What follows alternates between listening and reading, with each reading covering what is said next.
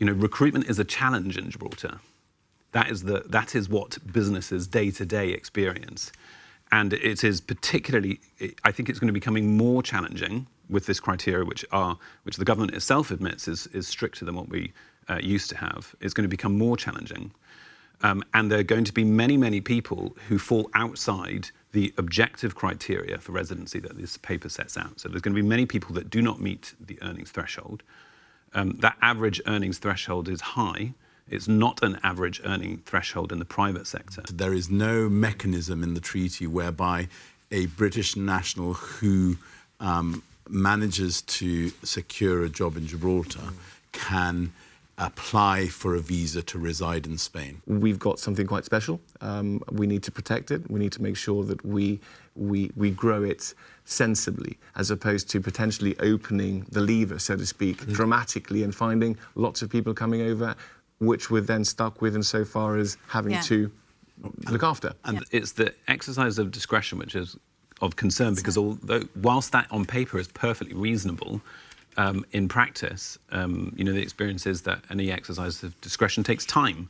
And when you're competing for employees, you risk losing them. And that is precisely the experience of our members. And this was really, really brought to my attention last week in this panel. It would be very important for us to understand the overall modelling of how this is going to impact our economy, because it really is going to have an impact on people coming here to work, people who stop working here and start businesses, people who come here for one reason and decide that Gibraltar is the place they want to stay. We would very much like to see the modelling they have done on best, mid and worst case scenario in terms of transaction tax and excise collection over the next 5 years.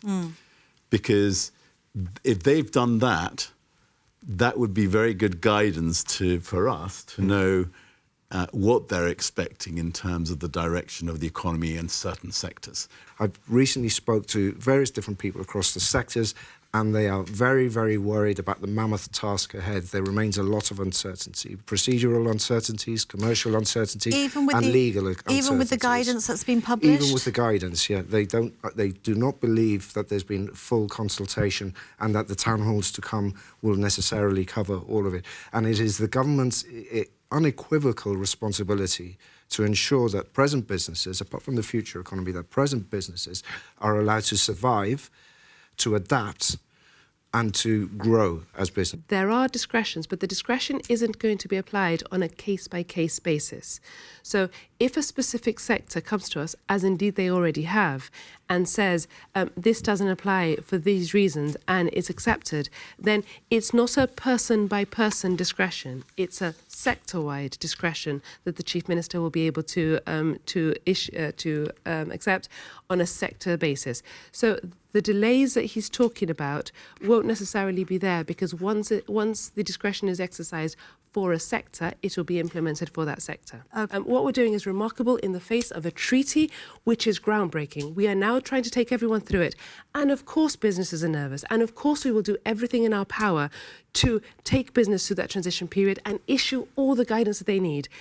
But it's not having a coffee in business with some mates. It's actually going through the detail of the treaty and going through what businesses need. It's taking businesses through town halls, waiting for all the questions that they have, receiving all their FAQs and answering all their FAQs.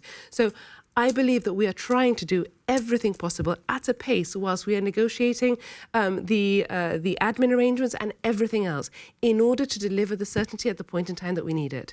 So it's a very difficult job, but we really are working full throttle to try and deliver it.